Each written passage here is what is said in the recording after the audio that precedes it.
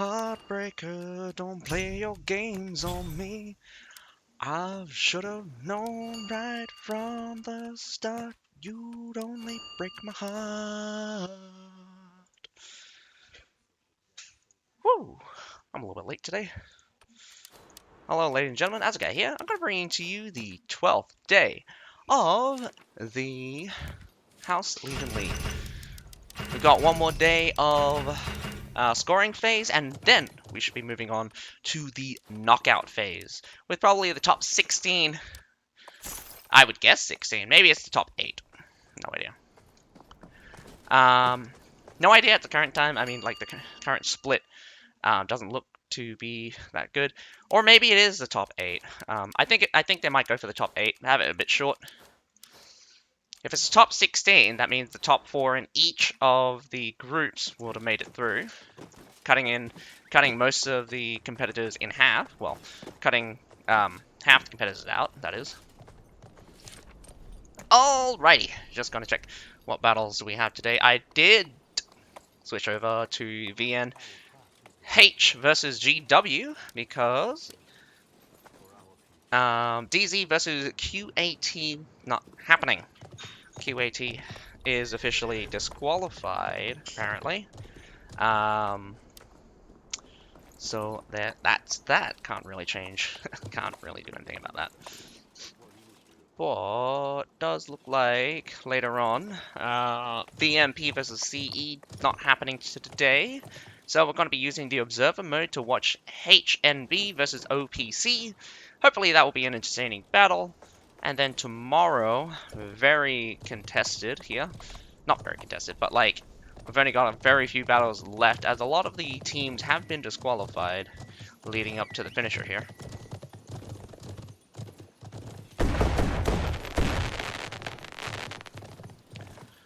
But nevertheless, I do hope you guys enjoy the stream. Like my commentary. If you do, hope you guys enjoy the show.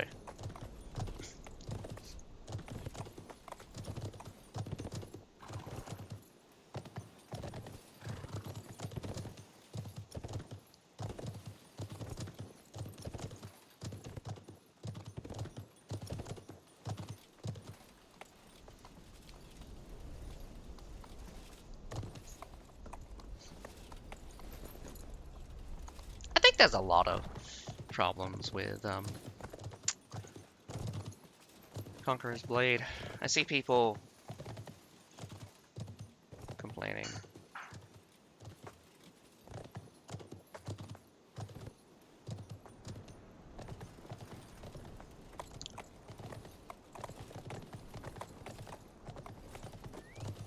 The Anyadals and the Crescent Monks are still being complained about. The Crescent Monk on release wasn't that bad, but right now they're going absolutely... They're a bit too common, I would say, at the very least. You know, I've been realizing some shortcomings. Shortcomings which are overcome by some doctrines sometimes. This, you would be surprised how effective this damage taken...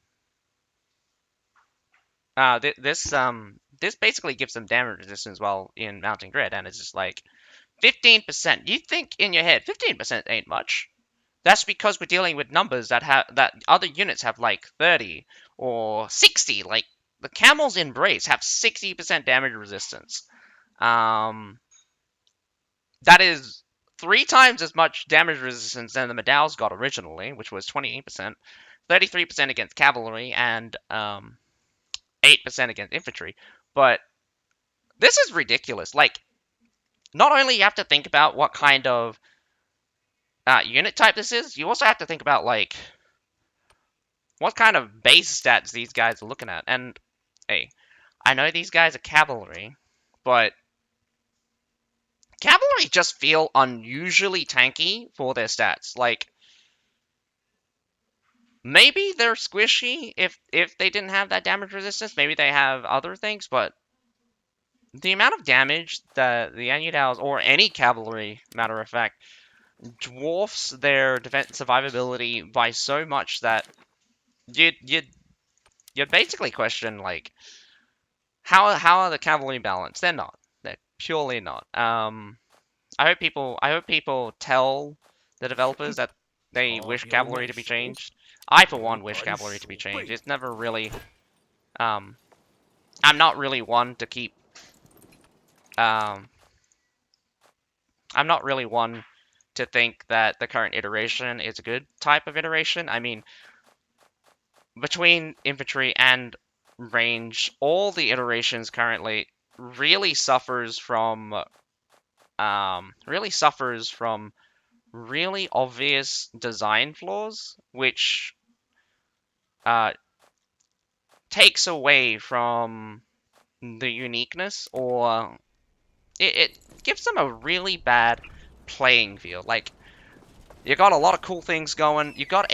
Somewhat, you got a somewhat cool foundation to work concepts off of, but the more and more we get to see new units be created and things that are outside the norm, that do has their own animations, own kind of thing, like that's a lot of development time to do all of that. But all those new units not only have those extra development, but all of the old units are kind of stuck in that old foundation that really suffers from um, really suffers as we continue moving forward. Like, I'll be honest, like, you look at something, the Wuxin Pikemen, and the Wuxin Pikemen, they are not very different from normal units, from, like, older units anyway. But there are some things that helps them against older units that is more beneficial for them than it is against the older units. So, for instance, they have somewhat a long reach. Of course, all pikemen do. But they're smaller. So their reach is quite substantial. They're smaller. That means they also have a smaller collision hitbox, which makes it harder to hit them, for one, and actually allows them to stand much closer together without standing on top of each other, which is much different from some of the other units that kind of abuses the what I refer to as hyperdensity, since it was a term coined, or a term I saw used a lot in Vermintide, where enemies would stack on each other because enemies do not have self collision.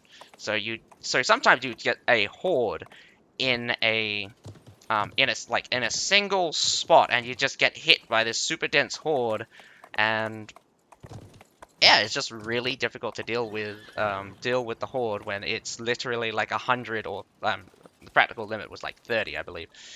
30 models all in the same spot. Same here. It is actually quite difficult to deal with 30 models all on one spot.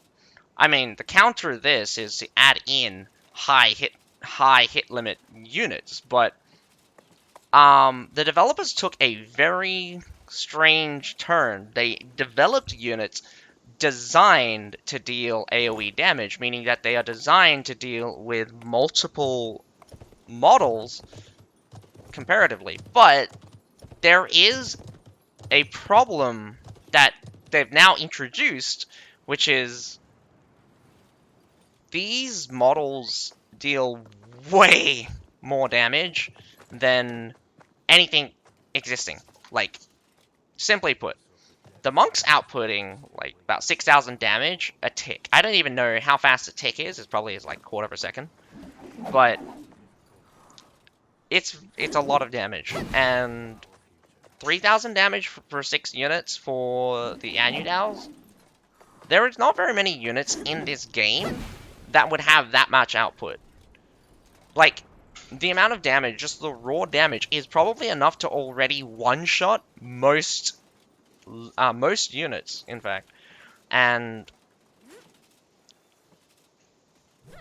I don't believe that this is good for the sake of balance, because hit limit not only makes it a little bit skewed, but the raw damage sometimes is a little bit misinterpreted.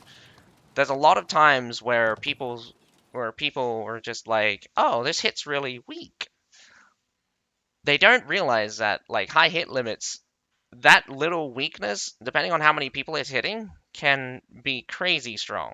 And that's why heroes are always extraordinarily effective, no matter what the circumstance. Anyway, we got the first battle between GW and VNH. VNH is on the defense on White Elk Fort, while GW is attacking. We do got a lot of cavalry coming out from both teams, in fact.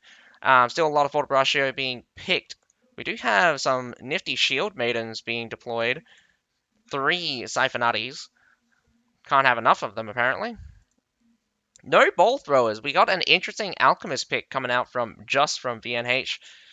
Obviously, it will be interesting to see how both of these teams handle fighting against so much cavalry. They do have a lot of auto rushers, but we'll still have to watch out for them. Corsalia is also being picked by Gray here from GW. I'm not sure how effective those guys are going to be, but they can be fairly annoying. They do have a base 20-second charge, I do believe, or even lower, in fact. If I remember correctly, you can actually get their charge to literally be so low that you can charge while they're charging, and that causes a little bit of an interesting interaction, which is very funny. Nonetheless, I don't think there's a lot of I don't think there's a lot of development into figuring that out. I don't believe that developers will fix it in the short time. It's something that's really unique, and I don't think many people would worry about. I wouldn't worry about, for one thing. If I was the developers, the multiple charges bucking out is, again, not something that you probably should worry about. For Bannerguard's sake, maybe figuring it out.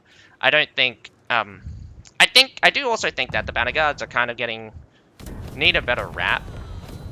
Obviously, controlling the front gate is extraordinarily important. We've been seeing this multiple games now. Of course, getting the siege towers up onto the wall, getting that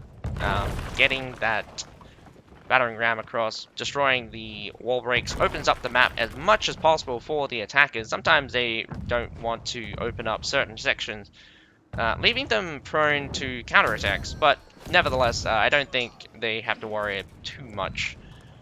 I don't believe that this short sword will be able to deal with the Maul at all. I think the Maul really is just poking its head around.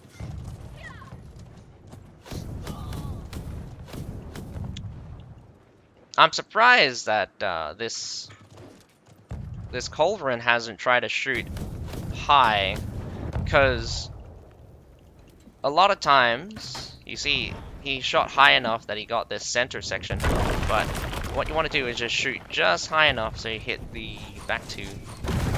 Not that it's easy, I'm just saying that someone with a good shot could probably do it.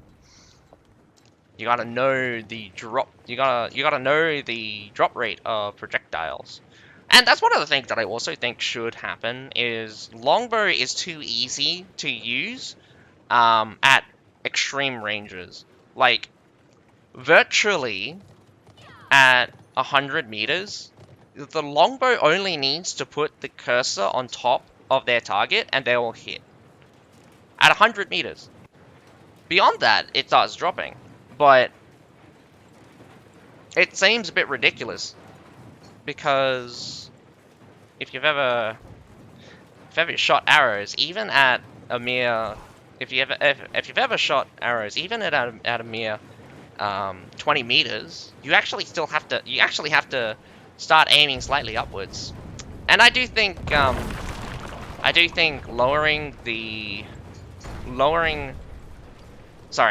increasing the drop rate of the projectiles for longbow will do much more for balancing than anything that they can currently do, because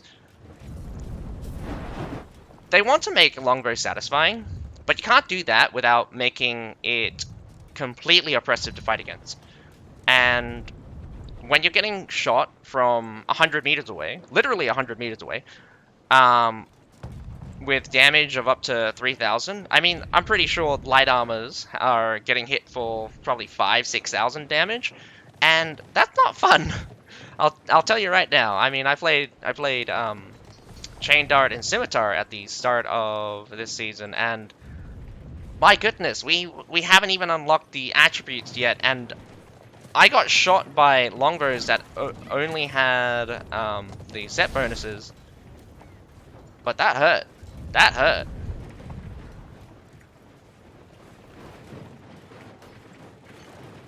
Of course, longbows also have a massive advantage during the when they're on the defenders, or have some height advantage. Of course, if you were a longbow here, it would be very nice to snipe out a couple of high-value targets. You can be very annoying by aiming some of the monks here. Take out one of the monks can be pretty detrimental. And you can basically take out a Forte-Braccio in about, how long would it for me, I'd take out a whole Forte-Braccio probably in 2 minutes. You might say 2 minutes is a long time, but think about it like this. In 2 minutes of time, I should be doing enough harassment to basically take out an entire unit. True that a melee hero could easily wipe out a unit in as short as 30 seconds, probably one skill rotation. We got Yanyadao Cavalry just screaming through. Very surprising that VN House is kind of in a very awkward setup. They're gonna try to open the front gate right now. We have some spawn for cavalry. Racing Forte-Braccio, looking the wrong way though. Yanyudao shouldn't be too afraid, but I wouldn't throw my guys in there for no reason either. Lots of cavalry just sweep on through. Front gate is closed. It would be smart for GW to open it, but unfortunately they can't. Whoa, I take that back. They blasted open with a couple of nice shots. We got some camels. They're holding the back. The cavalry keeps wrapping round and round and round.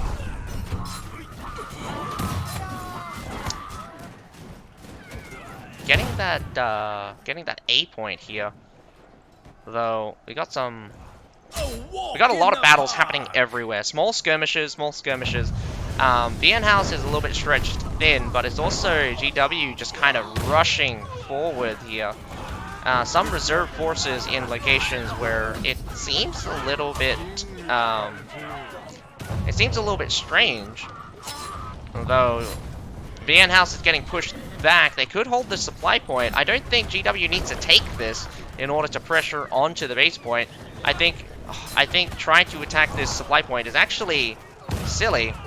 One thing that I always find really hilarious is your units can't hit through. Well, your units and their units can't hit through artillery. That is very surprising how fast those claymores just cleaved through that Forte-Braccio. And of course, the shield maidens cleaned up a couple of the cavalry, but not at a good cost.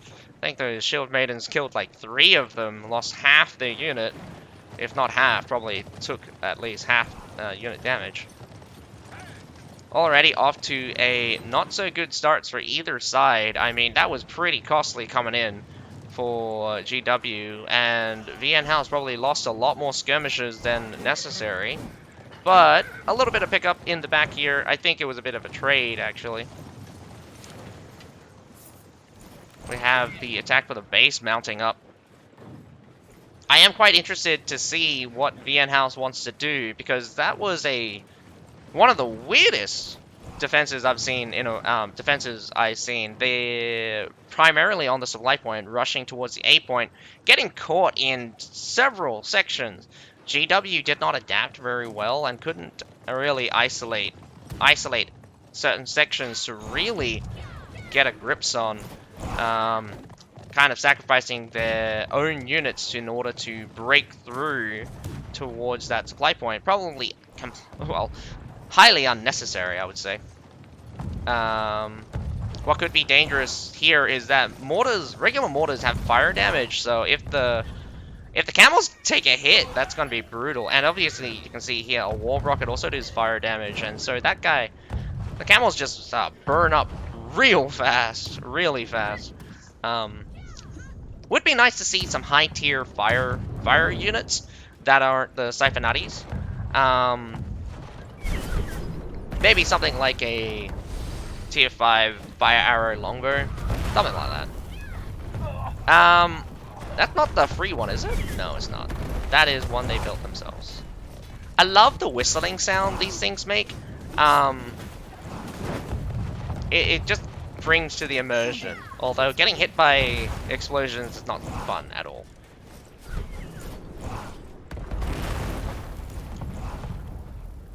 So GW taking the slow approach, probably the best for the best. They have a lot of artillery to use, and they've barely gone through any of it. Around about 19 artillery, 20 artillery for the defenders. So defenders are clocking in very fast. You might think that's very fast, but honestly, you might not think that's very fast. But honestly, like considering the defenders kind of needs to defeat the attackers at least 2 more times before they running low. The available artillery could be coming up short, I would say. Normally, I would say 10 odd artillery could easily beat out the other team. 15 is a bit overkill, for truth be told. Wasting some artillery here in order to scout out the enemy and bombard their position is always a good strategy, I would think. Nothing better than knowing where the enemy is. When you know where the enemy is, you don't have to worry about surprises. Unfortunately, there's only so much you can prepare for, and here is one of the things where it's just going to be a little bit scary. VN House has more shield units, so these pike units could get pushed on very easily by their shield unit. Let's see if they're at the front here. Camels just eat a flaming the war rocket in the front here. A fight on 2 fronts right now. The push is going to be fairly weak right now. I think they can definitely collapse this right-hand side in this top section. Probably. Whoa, Medals, what are you doing? Walking straight through the monks without dealing with them. That's going to be absolute pain as well. Probably took a lot of damage from that. Here comes the cavalry. Yanyudals try to eat through the center there, not aiming for that pile. Does look like this right-hand side did get eliminated. Another Yanyudal, but instantly annihilated by some early releases of that Unleashed Dread. A little bit of a burnout for both teams as they're clocking down units very, very fast. But VN House got the upper hand in both heroes, units, and definitely aggression right now. Probably take out a couple. They could probably take out these artillery. GW, whoa, good job. Shogun takes out the hero that was gaining on him, but the artillery has been lost. Also getting pushed all the way out. I think this would be an unwise move if this mole stays around. He doesn't have anyone defending him, and he's about to be there's about to be another hero, and here comes the Liao Rangers with the bludgeon. I mean, bludgeon originally was a very hard-hitting skill, hitting for around about 3,000. I think they stated that it originally only hit 4 units, and that was that's a lot of damage. That's enough damage where you could virtually one-shot a unit. So you would drop 18 units in an instant. If not, you would heavily damage them. Now, I'm surprised for more or less how it worked out for VN House here, because the losses were not that bad. Considering that they already took a little bit of mortaring, and they did have war rockets in the direction of the enemy, so that was a really good start, or setup at the very least.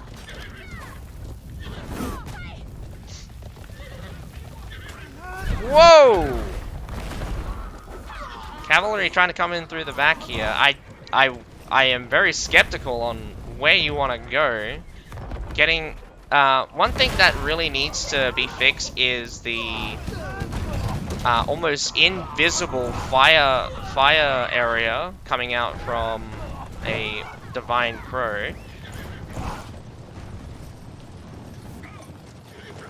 We hear the screeching of the cavalry. We got some...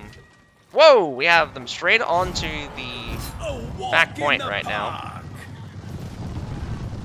Now, lots of Daggerak, not Daggerak Lancers, maybe Daggerak Lancers. Child's play. We have an entire army of cavalry here in the back here. Just one shield unit so far. One flamed unit, probably not aiming high enough. But this is good. The shields are blocking.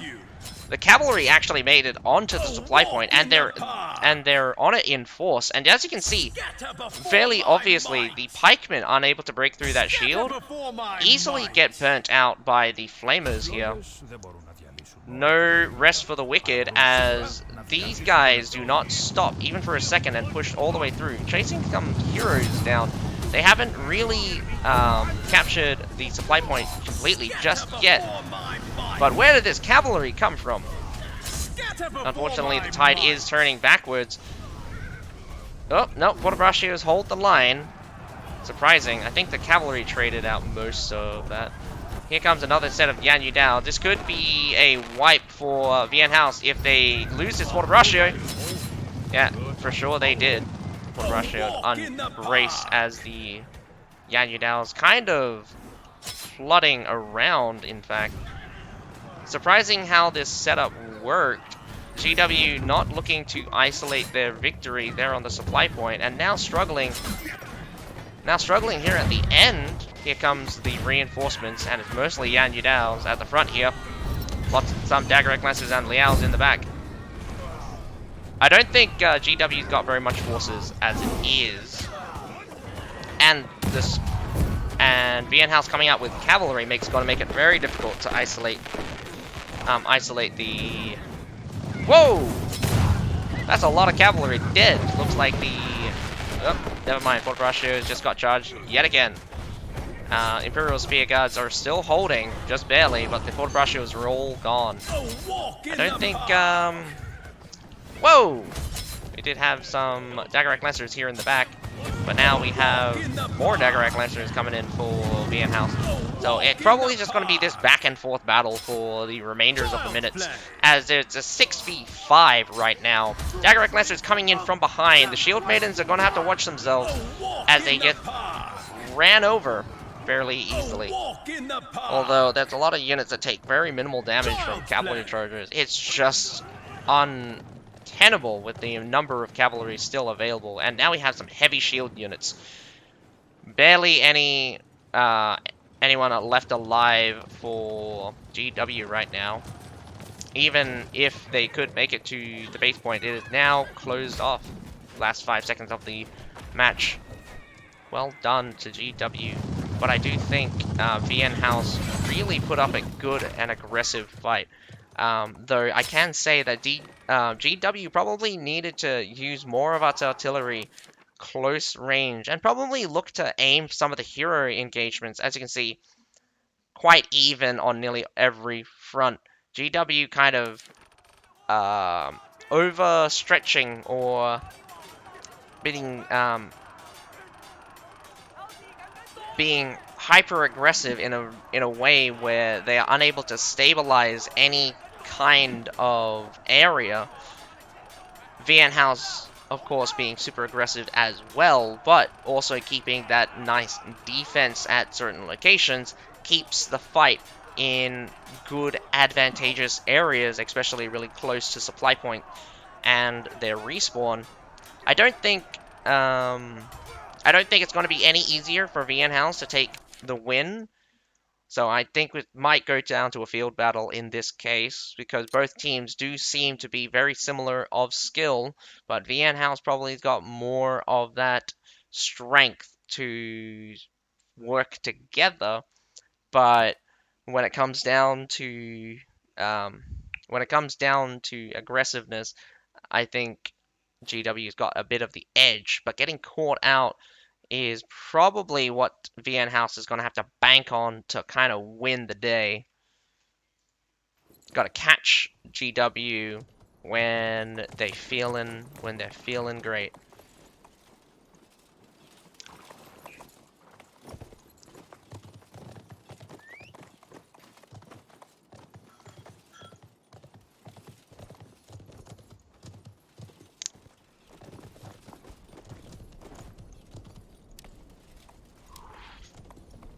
Alrighty, next battle is starting up shortly.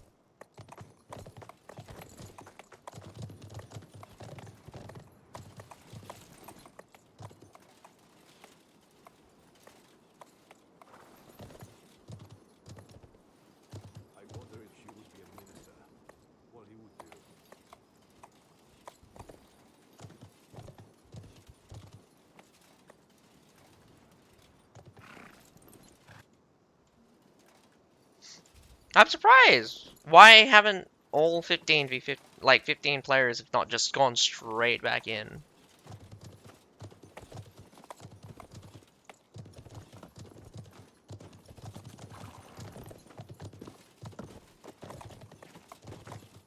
Why is all of a sudden there's only 15v15?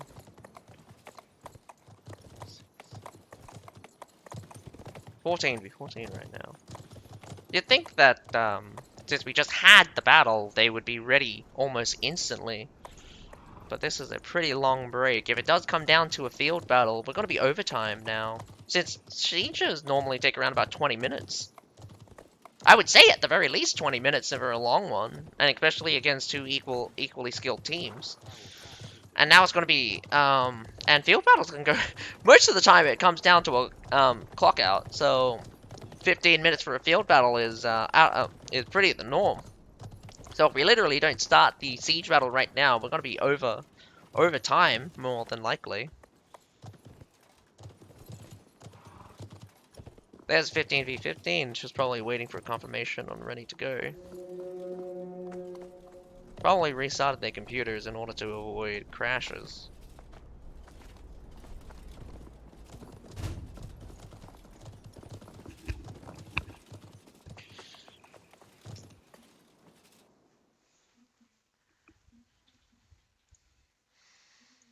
Oh god, you gotta guys remind me, maybe tomorrow.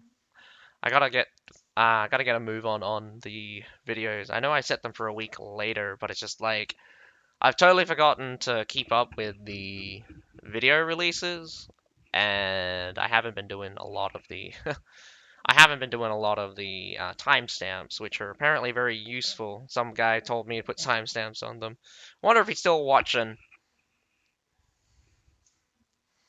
Some of these battles can get pretty boring, and get to see the same thing over and over again. You don't really get to see very much skill expression as well, since when you have high impact units such as the Siphonaries, they really blot out a lot of the action, and range in and of itself fires so fast that their projectiles gun down basically unprotected units. But that's not to say cavalry also doesn't do the same thing, absolutely blasting right through entire sections of the army.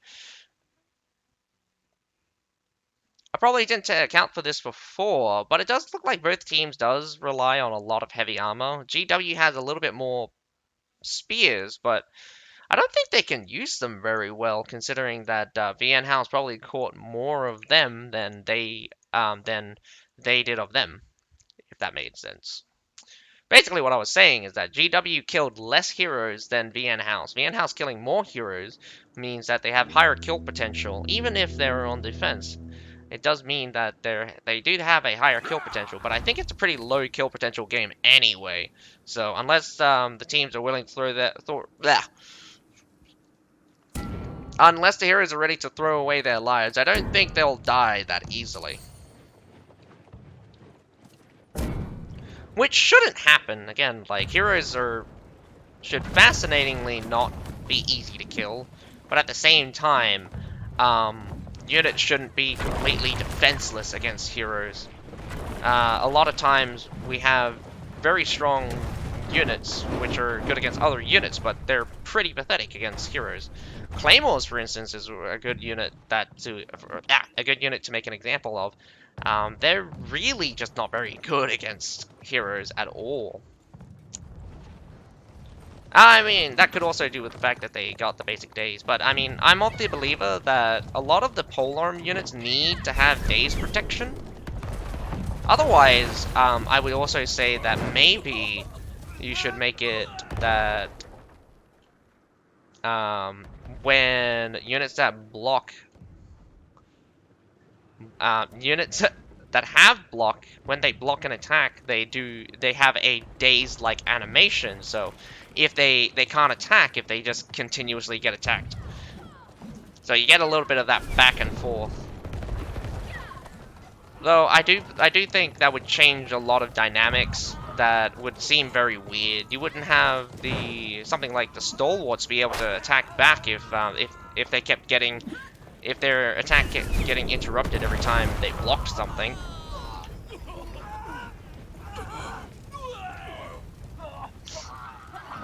But then again, you could just make it that that they don't get interrupted while they're attacking, only while they're blocking. So if they're not attacking and they just block, they just block.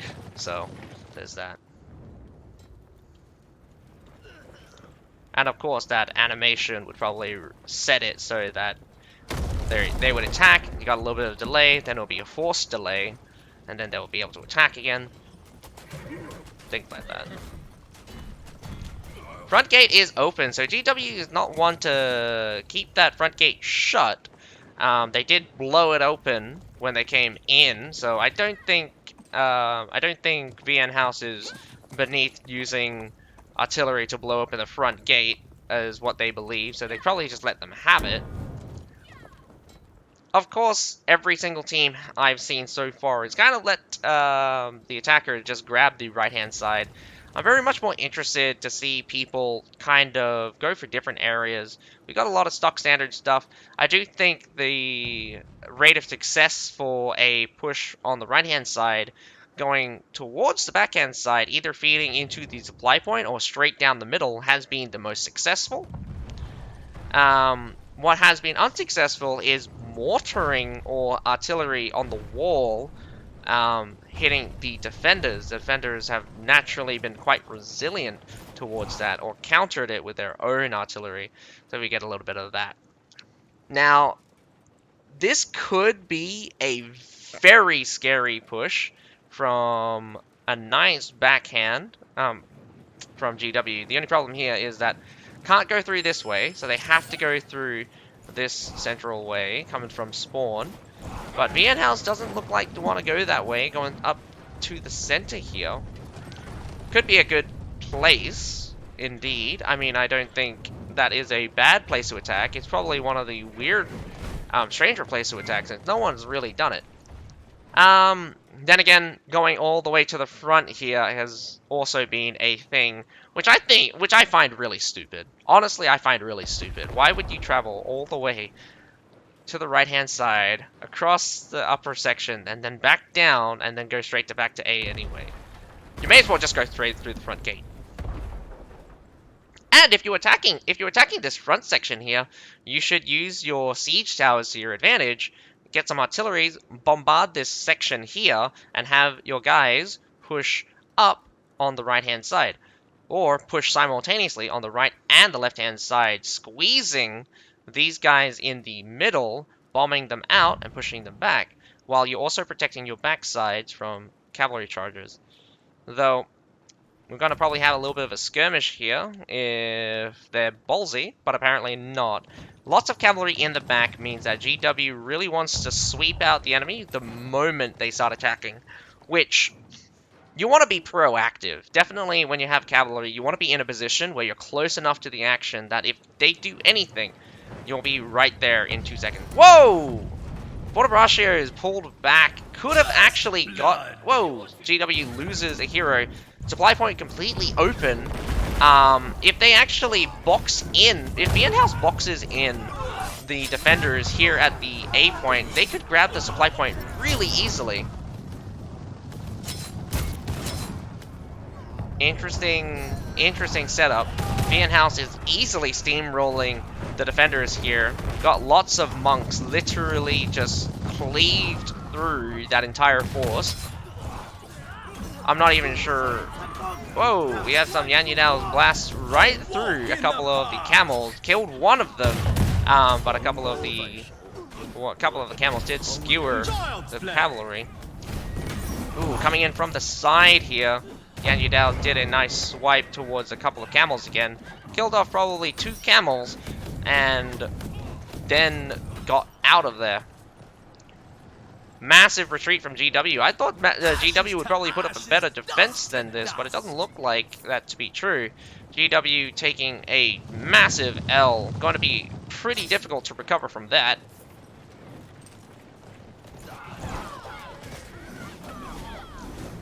Nevertheless, nice catch on the Dagger-Egg Lancer. Dagger-Egg Lancers can be very difficult to kill at times. They got that weird damage resistance coming up for them when they're doing that slashing animation, which is the same as the counterattack animation, but it also works in normal mode, which I find absolutely hilarious and should be fixed, but I don't think anyone's realized that's a problem.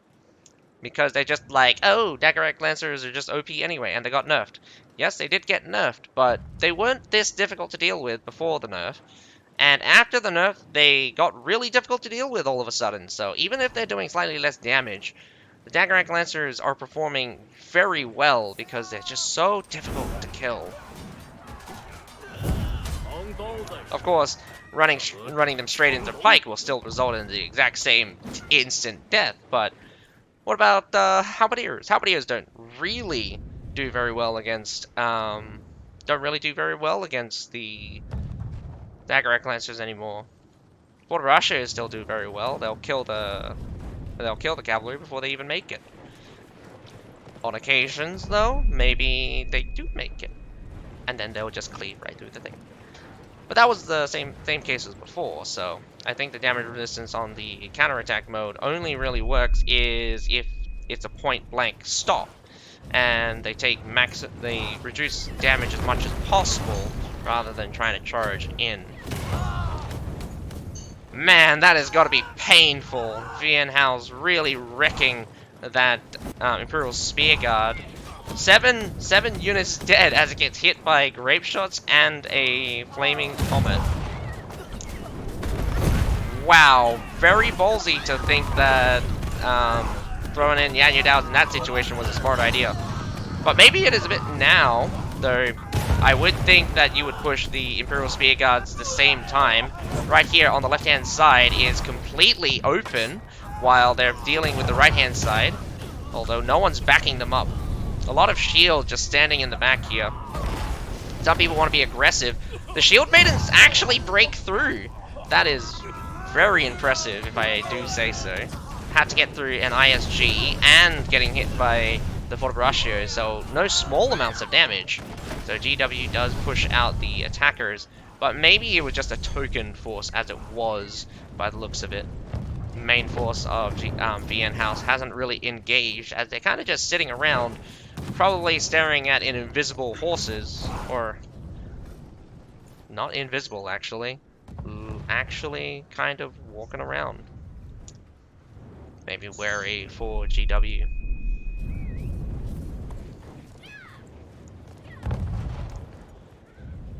So, actually it's pretty fascinating that they would put mortars here, when you could actually put mortars up here. You get a little bit more range, in fact.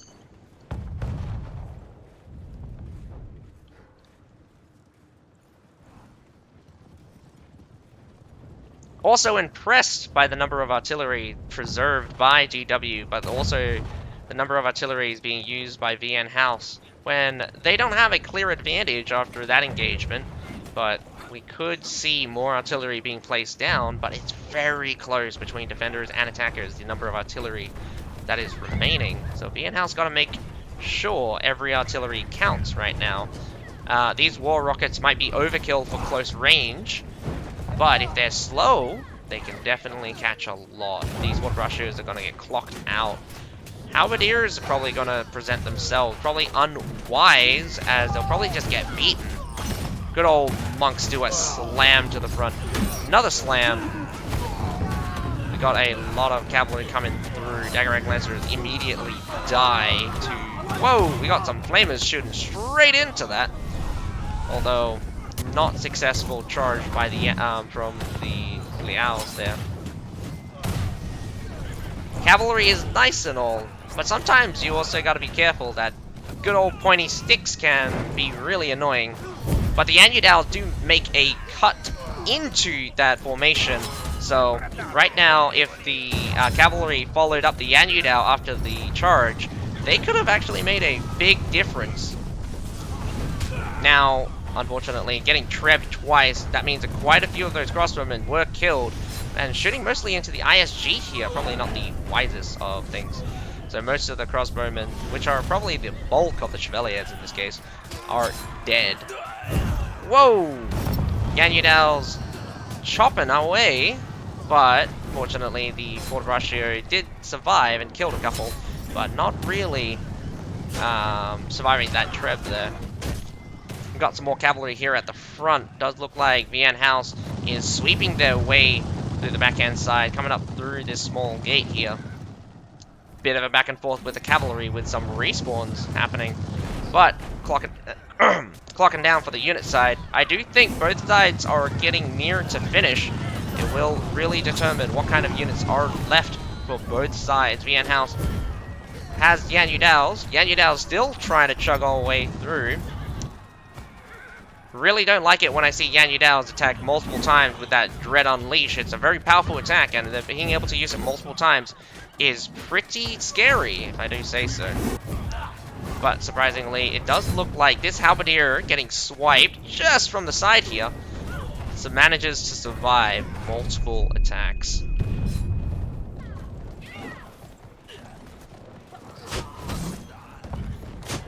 You're probably right. You're probably right. Halberdiers do probably kill Daggerack Lancers. I just don't have hope for them, because I've lost many Halberdiers. I mean, my Halberdiers just not been doing very well. Whether or not people attack it with their heroes as well, or whether or not cavalry just come in from a really awkward angle, it's just not worth it to bring Halberdiers when either you can't stop a Yan Yudao, you can't stop a Daggerack Lance, and you can barely kill anything as it is. The monks will kill you. The monks will kill you. And I kid you not, it's just sad. It's just sad.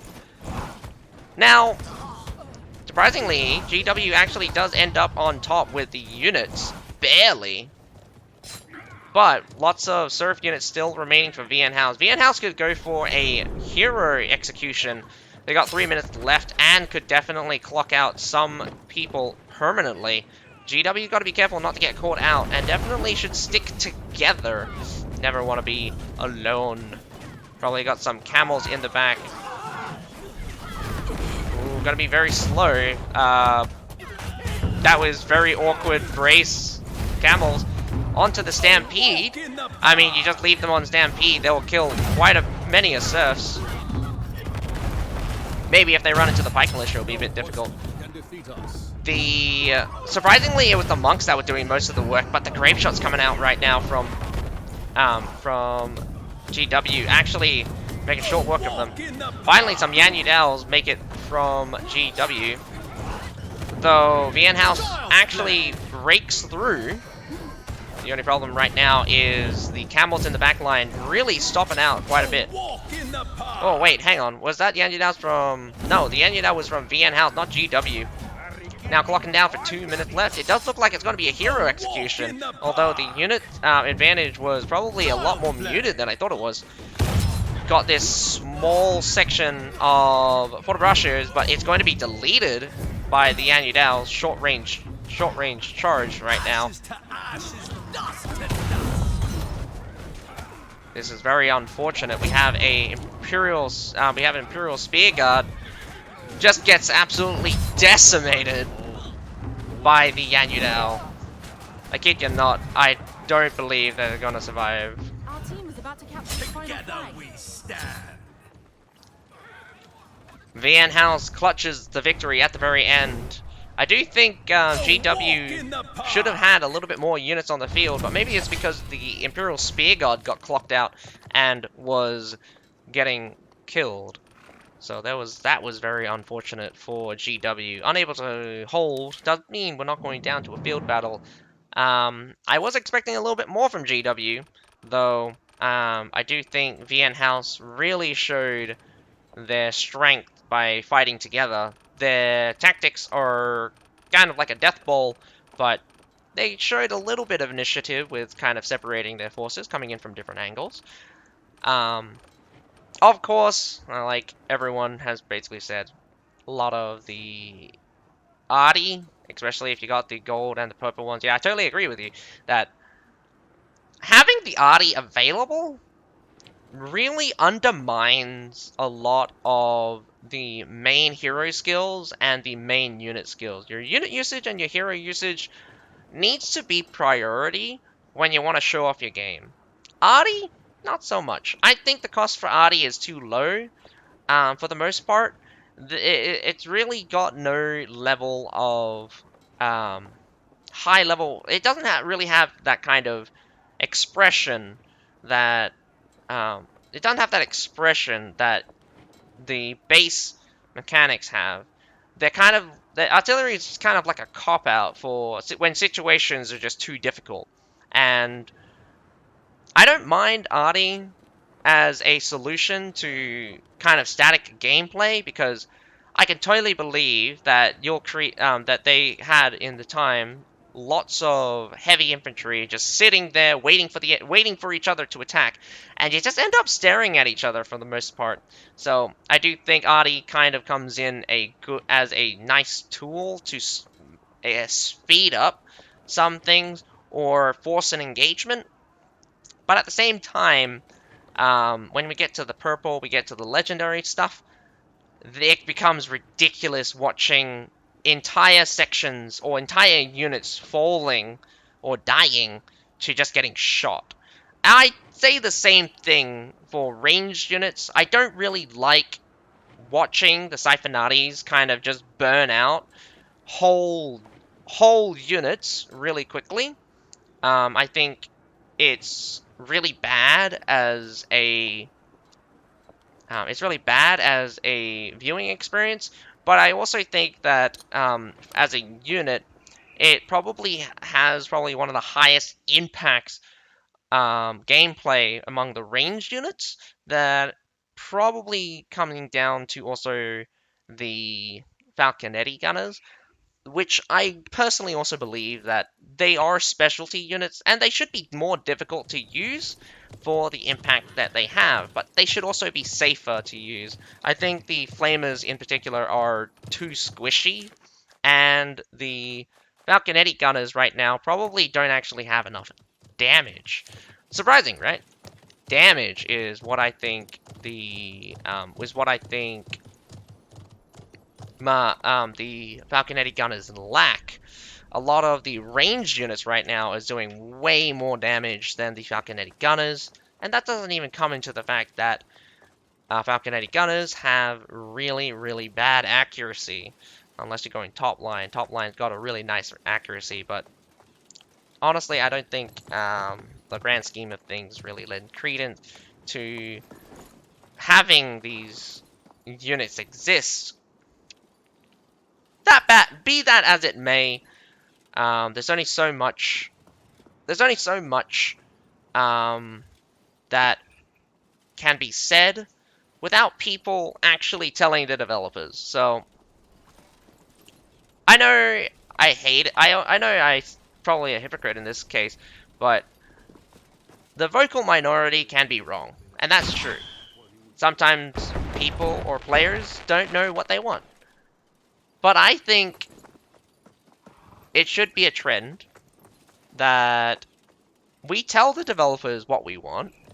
We want cavalry to stop being the kill everything super tanks that they are, and we need to get ranged units to slow down on their DPS and have it a high impact.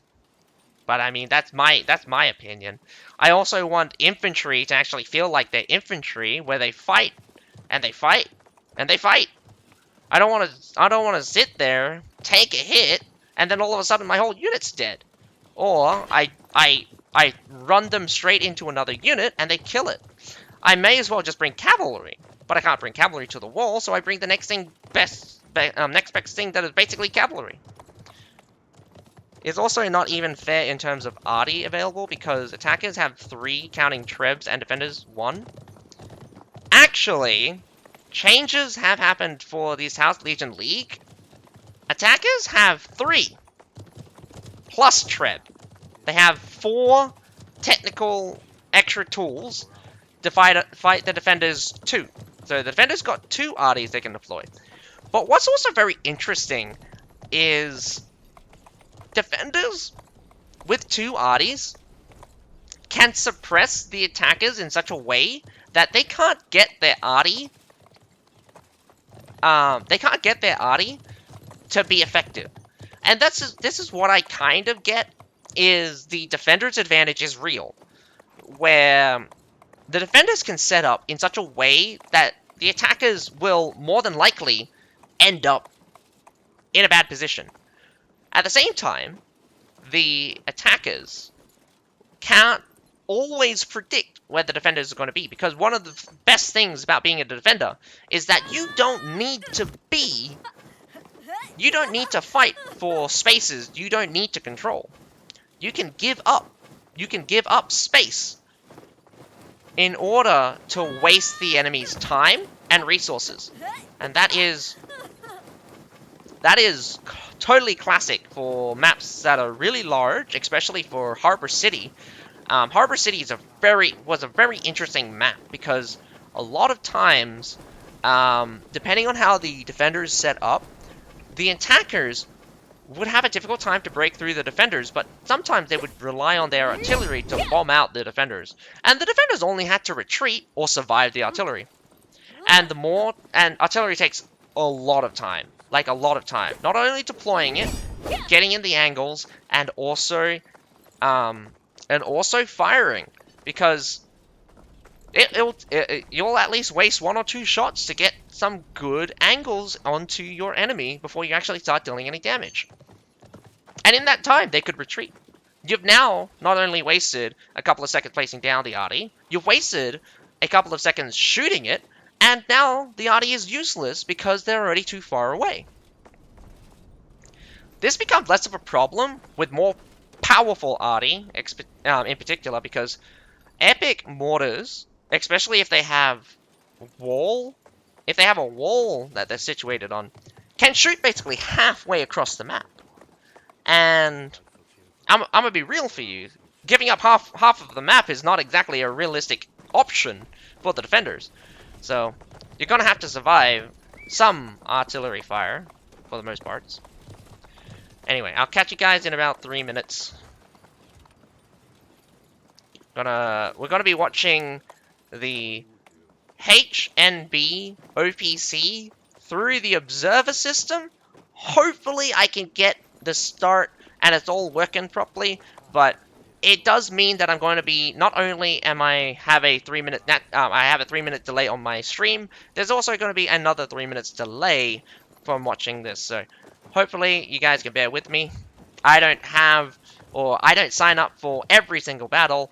It's just my battles keep getting cancelled that I don't have matches that I can be a spectator in. So the observer system does come in to help alleviate that, and that is nice. We'll probably go back to the clean feed format once we head into the knockout phase, as there won't be very many matches, if not only one match being played a night. But be that as it may, I hope you guys are enjoying the show. I hope you guys are enjoying the stream anyway. I'll be back in 3 minutes. I'm gonna grab a drink.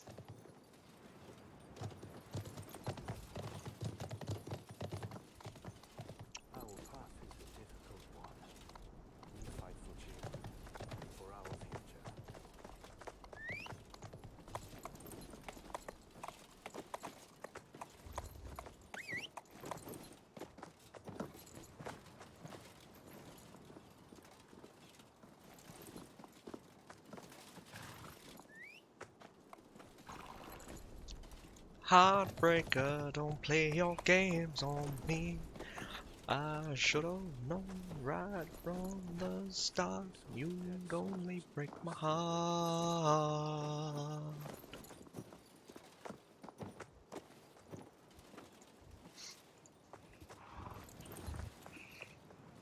Alright, you guys should have just came back from a 3-minute ad.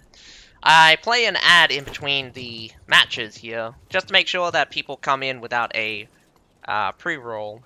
But, I do manually do these ads, so there's nothing that you should have missed, realistically. Besides just me talking. But, I mean, again, I'm mostly just talking to myself and just talking about random things. Talking about random things again, I do think people need to convince the developers that they need to not only change, they they need to change some philosophies. They need to change some of the bad stuff. The bad stuff that is difficult to deal with. And that comes with CC immunity, high levels of damage resistance, and of course the ridiculous amounts of damage. That is also including hit limits. Hit limits are non-standard, or when they are non-standard, their damage is standardized. Well, no, when it... The problem is that hit limits and damage is not standardized in such a way where there is a correlation such that if I had two identical units, one unit had a hit limit of 2 and one unit had a hit limit of 1, a standardized damage would be the unit that hits one target will do twice as much damage as the unit that hits 2 targets. And that's how you standardize the amount of damage coming out from the units. They will be basically identical in performance when fighting on large scale. But in a situation of 1v1, the person with a higher hit limit doesn't get that advantage. So they deal half the damage in this case. That's something that is, or should be, accounted for. But we also get these problems where high hit limit plus additional effects. Those additional effects can be anything from ranging from CC to debuff to bonus damage. A bleed, fire effect, those kinds of things. Well, sorry, like bleed, poison, burn. And then there's also debuffs. You can have armor down, attack down, speed, armor down, attack down, speed down, attack speed down. A lot of things. And obviously you got your CC. You can have them daze. You can stun them, or a concussion for units wise. You can knock them back, knock them down, throw them, choke them technically. Not that choking units is worth the damn, because most of the time they just die.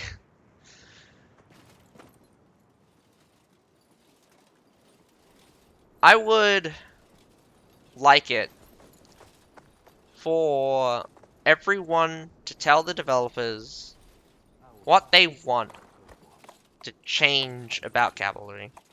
Because I don't believe that people understand how bad cavalry is getting. Especially against infantry. Ranged units, no one cares. Because ranged units do one thing and one thing only. They shoot. If they shoot fast enough, or, sorry, not fast enough. If they shoot and they're dealing enough damage over time, they're fine. I also think ranged units should just have a completely different philosophy. I think they should deal less damage the further away they are. They should deal more damage the closer they are. And they should have fire rates that are not machine gun level. Because, my goodness, have you seen some of the musket units? They fire faster than breach loading guns, and these are supposed to be arquebus, which require a 30 seconds, or actually even some of the older type arquebus would take up to a minute and a half to reload. Some of the muskets, probably the late stage muskets before they started getting rifling, or maybe they did have early muskets with rifling, but muskets barely got to a stage where you could fire 3 in a minute. If you could fire 3 in a minute, that is crazy good standard. Like, not crazy good, but like 3 in a minute was basically standard. And you think about that. That's 3. That means they're firing a bullet every 20 seconds. 20 seconds. If you have one in the chamber, you could fire 4 in a minute, but I believe they're empty first. So they start empty, and it's kind of ridiculous, I would say, that in game, like, the tertials 18 tertials would shoot through 900 rounds in 2 minutes. Less than 2 minutes, actually. And I find that hilarious. Absolutely hilarious.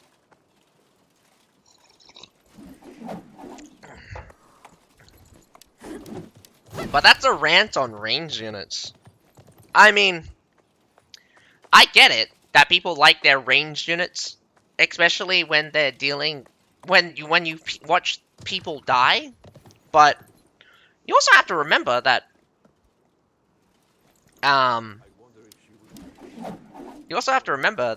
people weren't firing like machine guns. They were firing in mass volleys in order to deal most shock damage. Like, it's like getting hit with 1 arrow at a time, not scary. Getting hit with a lot all at once, very scary. Because it feels like it's dealing more damage, when realistically it's probably dealing the same amount of damage if they're all firing at different times. But it just feels like it's a lot. But there's also the problem here as well, is that even some of the best archers could probably shoot 30 arrows a minute. That's like 2 seconds per arrow. Maybe some of the best would get higher than that, but trust me when I say, some of the archers in this game are shooting almost an arrow a second.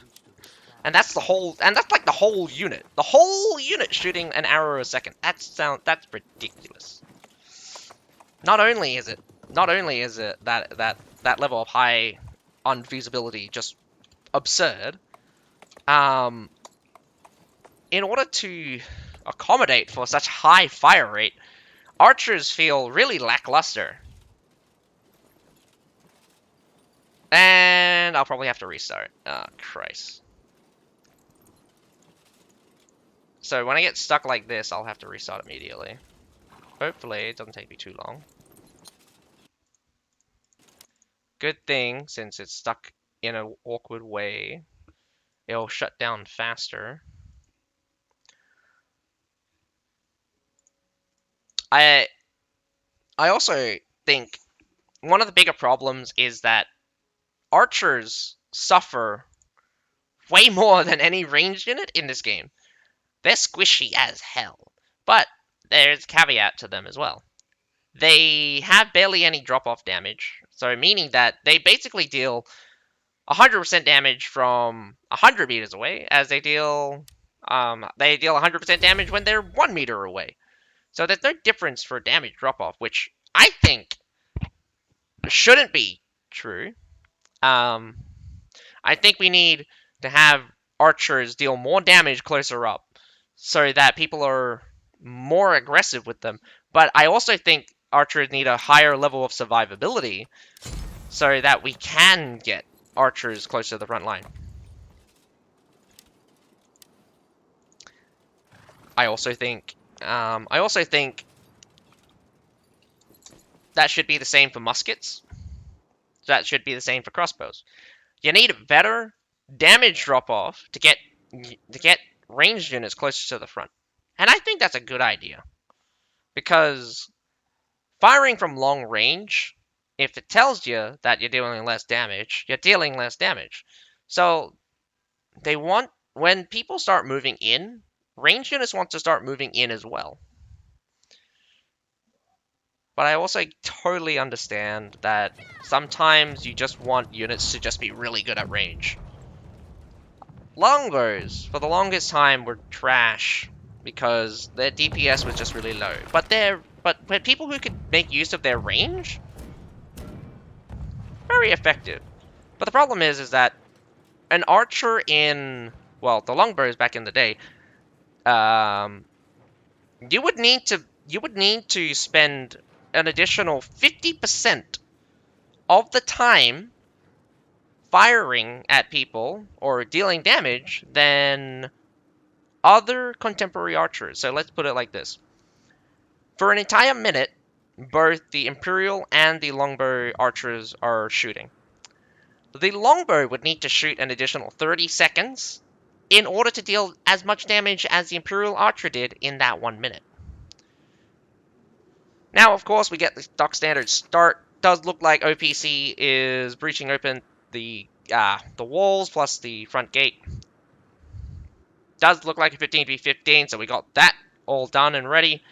Surprisingly, the battering ram was destroyed. I think this is a visual bug, so this should be open, in fact, not closed. So that's a playback issue, so do note to self, if I do mess up, this is a playback issue where the front gate is actually open when should be closed.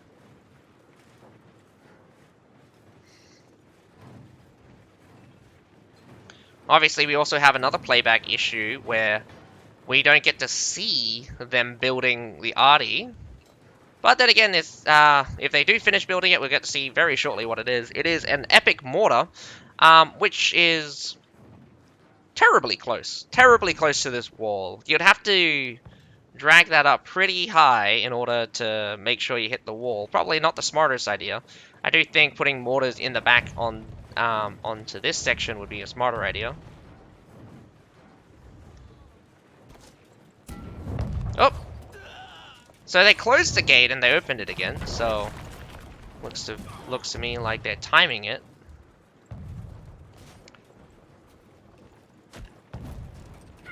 Does this spear die? Could see a spear. And he escapes.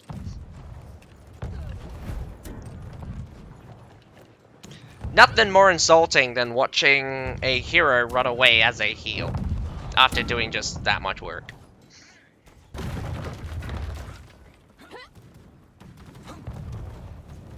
So, I don't understand sometimes, like, if you know you're gonna get shot, why bring out a unit that is... Like, why put the Imperial Spear Guard here? The Imperial Spear Guard is definitely gonna die. But you also know that what they're shooting you is something that can only pierce 2 targets. Bring out... Serfs. Put Serfs here. The Serfs will get hit. They do... the Serfs will get hit, so what? They're just Serfs.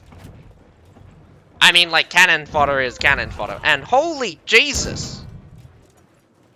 Is that a Siege Ballista? Siege Ballistas! Nope. That wasn't a Siege Ballista, that was an... Epic Cauldron? No way that was a... First blood. That was a Siege Ballista.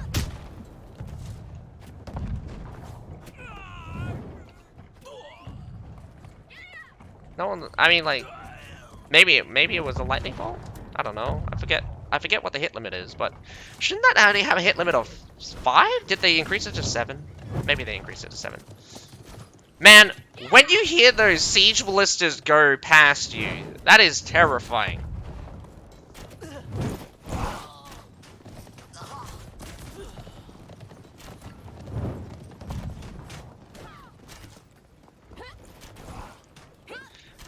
Especially like a legendary Siege Ballista, that thing could body shot you. if you're not careful. I mean, like, if you're full toughness, you might survive.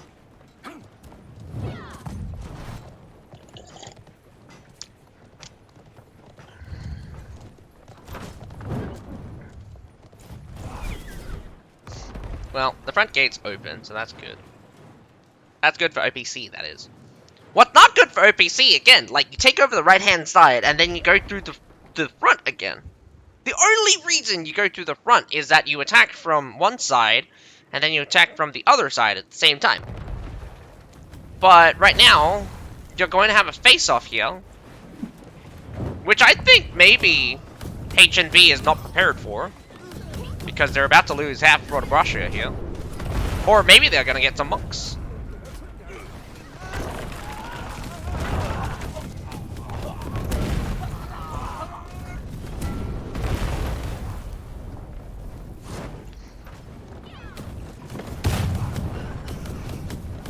Oh, I'm surprised that they managed to actually shoot out the battering ram in that case.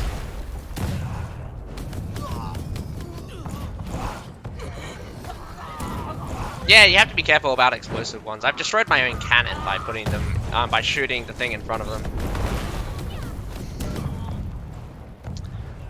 Not fun when you watch an entire Fort of Russia literally just get shot to death here, right?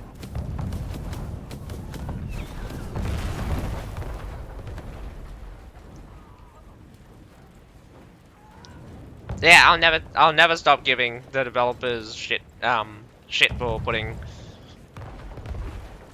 for giving all of these guys the ability to use their own artillery, because this is some ridiculous level. Also, that trip was pretty terrible. I don't even think it's going to be destroyed. You would have to actually get one high. Maybe explosion will kill it. Well, they were unlucky. Unlucky indeed. Battle does start off. Now, here's the thing. They did the smart move by controlling the entire front space, but the problem is that where is the rest of your guys? You see here? Now, that would have been a better setup. You come in on an angle here, get the front gate open, get a good angle here.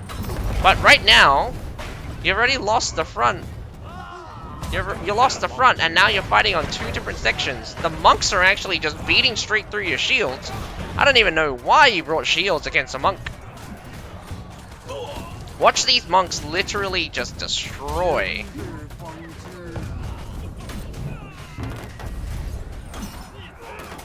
Now, I'll be real with you. They just got nerfed. They just got nerfed. Their block break went from 140 to 50. Now, here's the thing. The monks are doing 50 damage to 6 different units. Now, that's 300 block break. You know how much block break a Varangian Guard does? About 200. A shot from a Shenji top line is 200. These monks are doing 300 block break a tick with their spin. I mean, granted that the Varangian Guards also have multi-hit. They hit up to 4. They hit up to 4, something like that, 3 or 4, or 2 to 4. These monks are always hitting 6 targets. So they're melting through block very fast. And granted, as it may, most melee infantry barely do 100. That's shocking. Absolutely shocking. Like, let's put it for example. Berserkers don't do 100 a hit. They don't even do 100 a hit. An entire 4 attacks do not even do 200. Don't even do 200 block break from a Berserker. They hit 4 times, and they don't even deal 200. That's how weak the block break on a lot of units are. But I mean, like, granted as it may, Berserkers gotten their block break changed several times already. When it's too high, they blow out shield units, because, like, there was a time where Berserkers literally were, like, they would they would eat through the block with like 2 hits, and then kill the unit with the last 2 hits, and it would be very funny. It was very funny time. I would say, a lot of changes that are kind of like shadow nerfs, shadow things, whatever. I get it that they say they don't do that. I don't believe them, because at this point in time, I know there's so many things that are unaccounted for in this game that people have to figure it out themselves. Now, here's the problem right now, is that the right-hand side is going to have issues. They're getting shot as they're turning this corner, and they are not putting down their own artillery. Like, where's your artillery close range? Is it getting destroyed? It probably is getting destroyed. We got some Yanyudaos coming in through the backhand side. So H and B winning very easily from having a more spread out formation. And again, when you have a spread out formation like this, it takes longer to kill a spread out formation than a dense one. But the flamers and the Valkyrie gunners, plus all of the artillery from the defenders, are making up more than half of the damage than your front line. But unfortunately, when you're coming in as the attackers, most of your front line is your attackers. And you're not eating through that front line. You're not eating through all of that front line, pushing straight through onto the back line through the defenders. And look how much reserve troops it looks like they have. Staggering difference in the performance for the fight. And for some reason my nose is itchy again. No.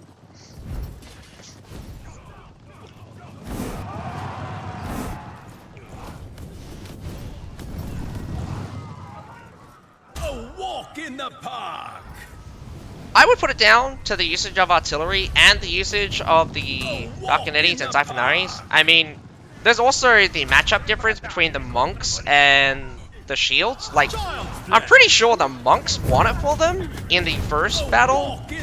Like, H and B just using monks against the shield units. Like, it wasn't even a contest. Like, there was like 5 monks, and you had like 5 different shield units. What are the shield units going to do against the monks? None of them deal enough damage. Like, I put it like this. Not even... I'll put it like this. Not even stalwarts back in their heyday could kill monks before monks kill them right now. And that purely comes from the fact that monks have a heal from their top line. They also have a heal through doctrines that is around about 5%. I estimate it to be about 5%. They're healing for about 900 damage every activation. Nothing special, right? Wrong.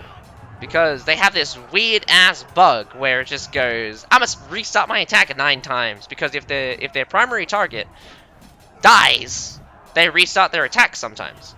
Or there is a unusual situation where a bug occurs and they'll restart their attack multiple times. These guys could heal to max really quickly if that happens. But am I contributing it to too much of a bug? Maybe. I wish the developers would fix that bug. I'm pretty sure everyone's experienced this bug when they face monks. No one likes facing monks with a unit that literally just gets blown out of the water. It feels like they're dealing way too much damage. They are, because it's a bug that's happening. Also, they're breaking through your block really fast. Might be the bug, because their tick rate becomes very, very fast.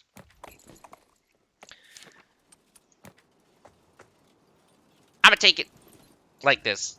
It's not going to change unless people say it needs to change. So, I wanna just tell you guys, just to tell the developers that this This makes no sense. Like, tell the developers this. You need to fix your shit. Because if no one tells them, they're just gonna keep going doing what they think. You can't. Developers don't read people's minds, and they also have their own ideas.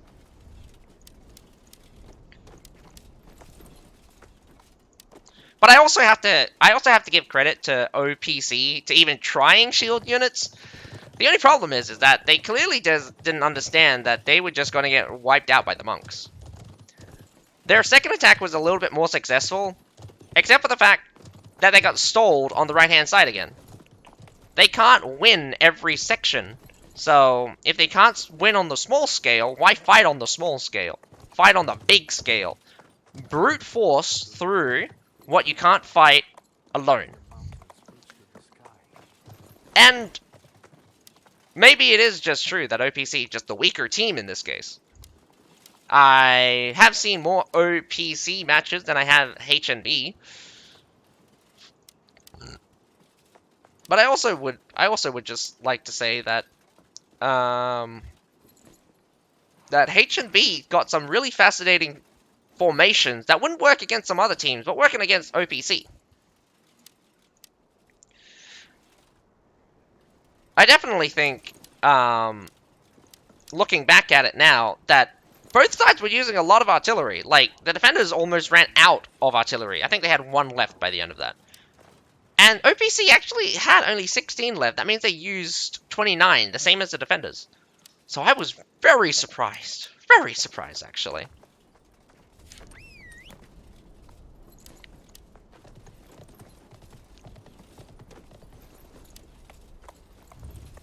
I'm surprised that this has not clocked over yet. Come on. Why do you do this to me?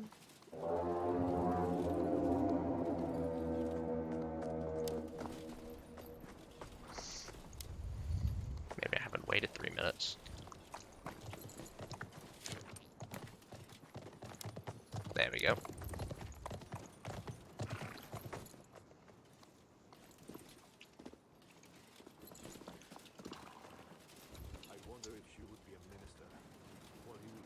Okay. Hopefully I don't get any bugs. No nothing. No hiccups. Hey! I actually get into the screen for once.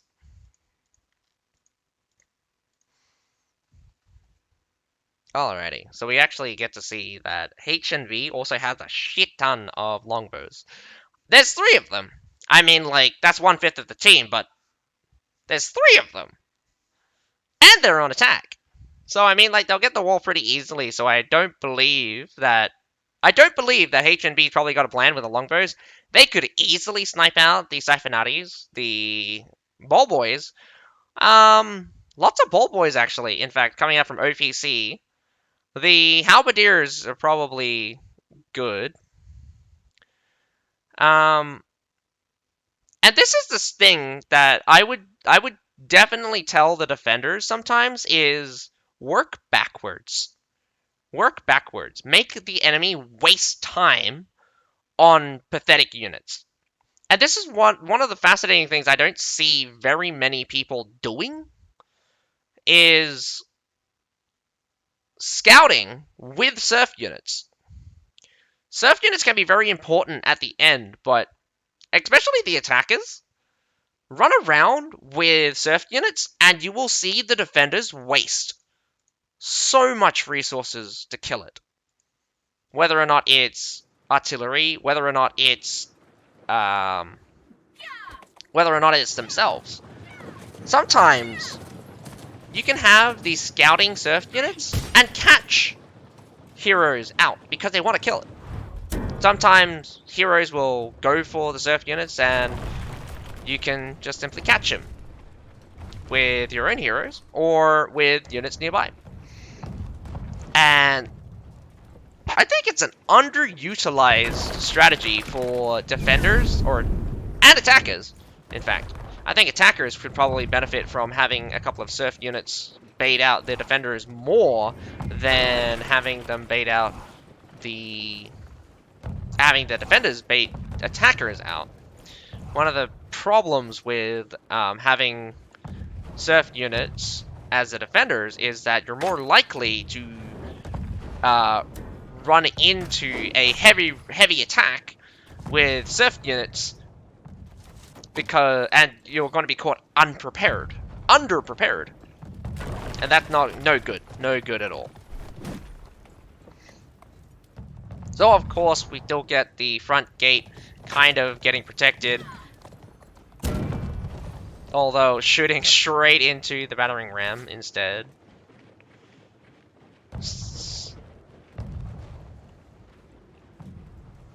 Getting a lot of pings, in fact. Not sure whether or not HNB is going to dive onto OPC here.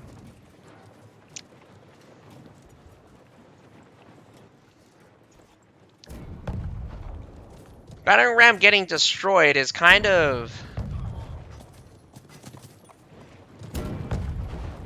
a weird thing. I would more or less try to kill the surf units. And again, same strategy. I don't understand why this formation of Imperial Spear Guard and Fortebraccio is kind of a thing. And this is really good strategy. Although, again, destroying the battering ram instead. A bit of a waste here.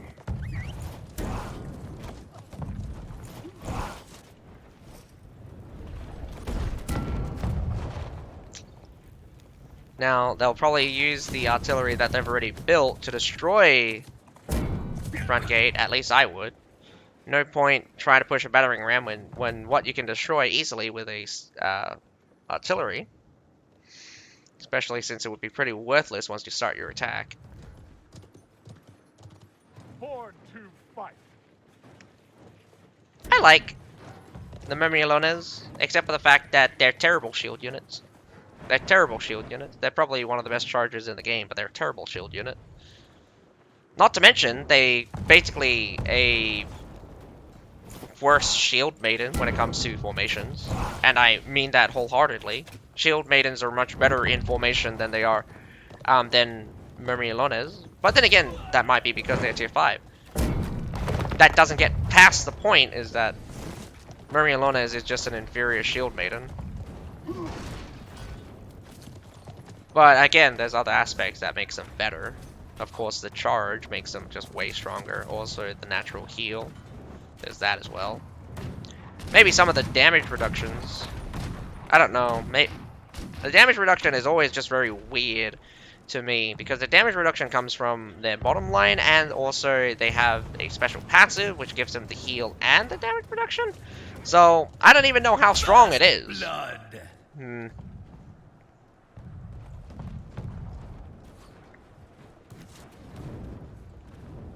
Not that anyone ever uses Shield Maidens in formation anyway.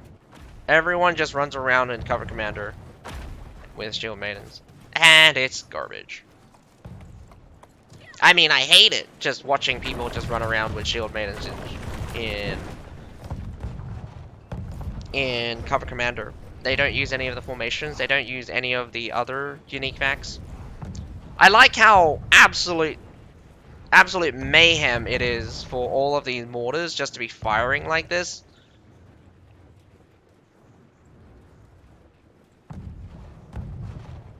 But I also find it very fascinating how ineffective the mortaring has been. I say that as I literally look at a destroyed ISG and Fortebraccio too. That Fortebraccio is dead. Holy cow! Talk about ineffective. My ass. 2 whole units have died to that mortaring.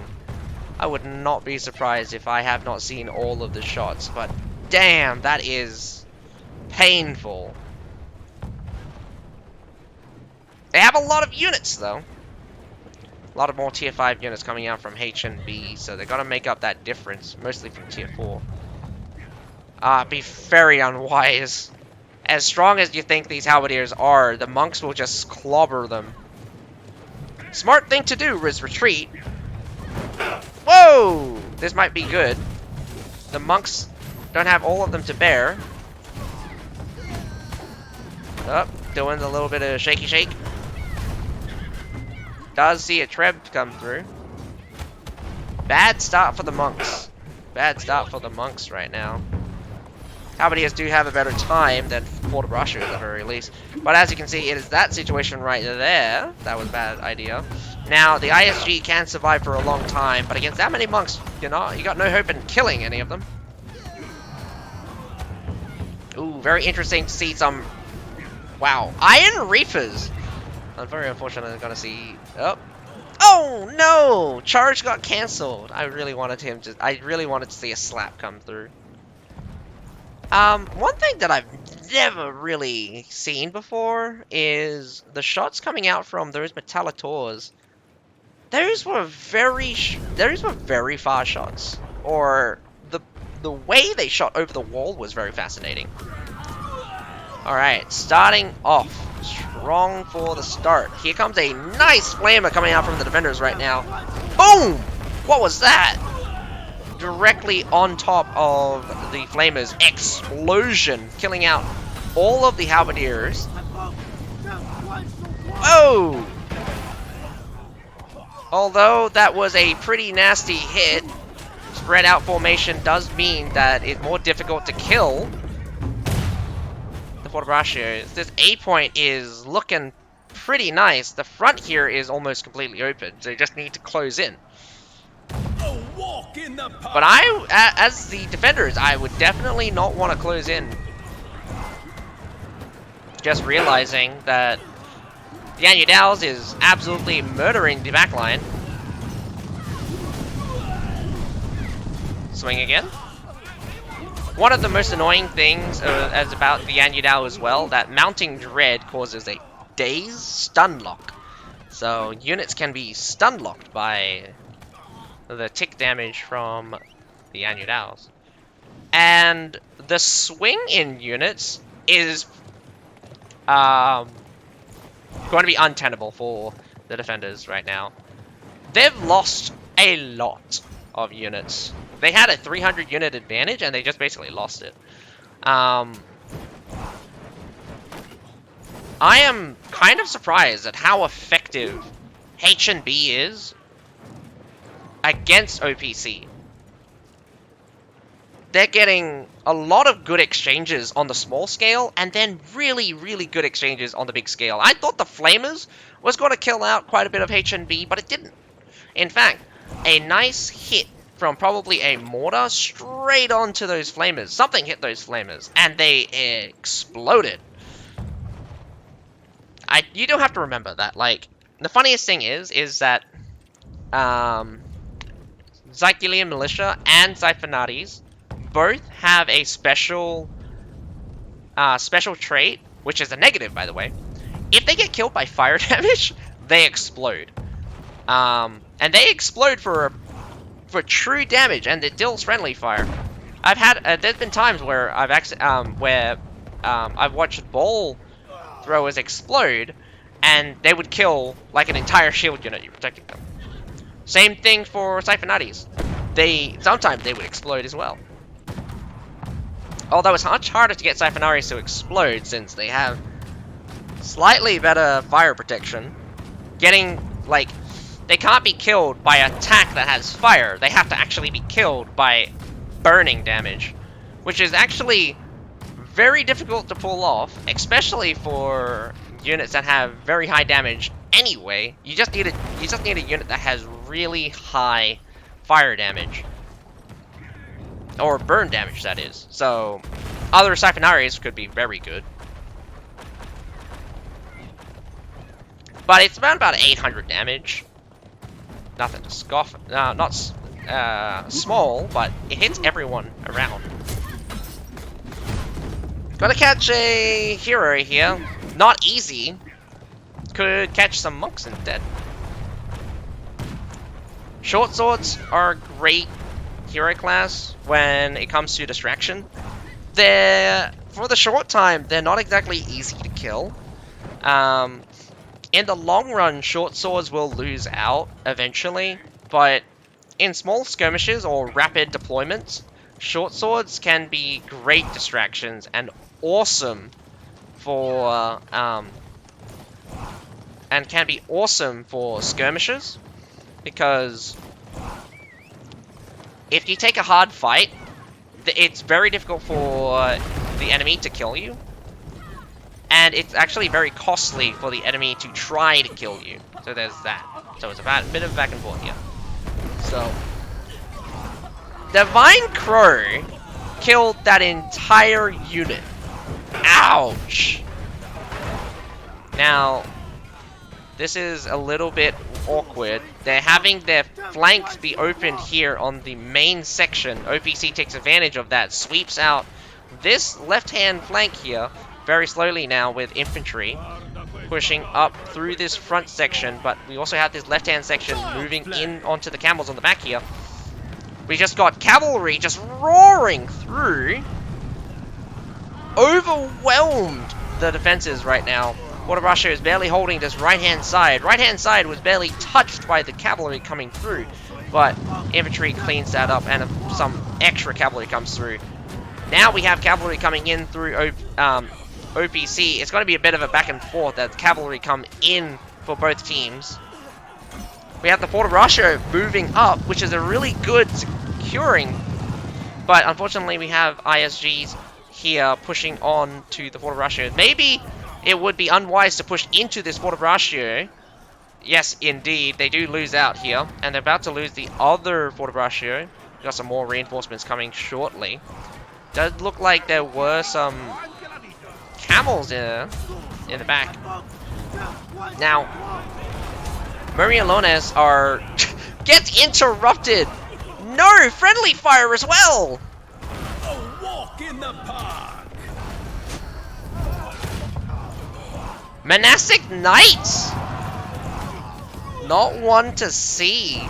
Unfortunately, just instantly just eviscerates. Camels take a nasty burn damage and just dies. Now, Axe Raiders being there is very fascinating. We got the Anyudaos cleaving that back section. Not as successful as you'd think it is, but that second one was super successful. Cleaved out that entire back section, I think. I don't know what just ran in, but it looked like some serfs. Although the Anyudao cavalry from both sides seem to be making bank. But H&B does look like they had a much larger reserve. Lots of heroes dying now as the cavalry kind of sweeps out the remaining, completely blocking, choking off this approach. We'll probably get some halberdiers through the front section here, maybe. Short sword jumps over into the medal, gets stuck on the medal. Thunderstruck! No Thunderstruck, just skewered instead. Tries to hop over the medals, but loses the horse. Not very wise to try to just jump over pike units sometimes. Losing the horse mid-air puts you in a very dangerous spot. Not unexpected for H&B to take the battle, since I do think they were the stronger team, but very unexpected for OPC to get bombarded out like that. I mean, H&B, first people to really get some bank out of those epic mortars.